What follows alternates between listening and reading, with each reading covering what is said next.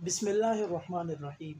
مصیبت اور مشکل کی گھڑی میں صبر اور دعا کا سہارا۔ یاد رکھیں، زندگی کبھی بھی آسان نہیں ہوتی، زندگی آزمائشوں سے بھری ہے۔ زندگی میں کبھی آسانیاں ہوں گی، کبھی مشکلات ہوں گی، لیکن اللہ رب العزت نے ہر موقع پر انسان کے لیے شریعت میں رہنمائی رکھی ہے کہ انسان شریعت سے رہنمائی لیتا رہے۔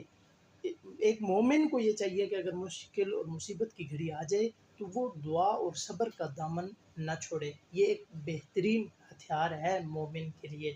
اللہ رب العزت قرآن پاک میں فرماتے ہیں کہ اے ایمان والو، نماز اور صبر سے مدد حاصل کرو۔ اس کا مطلب کیا ہے کہ اگر آپ پر مشکل کی گھڑی آ جاتی ہے تو آپ کو چاہیے کہ آپ صبر کریں اور دعا یعنی نماز کا اہتمام کریں، صلاۃ الحاجت کا اہتمام کریں اور اللہ سے مانگیں، کیونکہ مشکل کو ختم کرنے والی ذات اللہ رب العزت۔ اور مشکل کی گھڑی میں گھبرانے کی بجائے آپ اللہ کی طرف رجوع کریں، اور یاد رکھیں کہ دعا دل کو سکون دیتی ہے اور صبر ایمان کو مضبوط کرتا ہے۔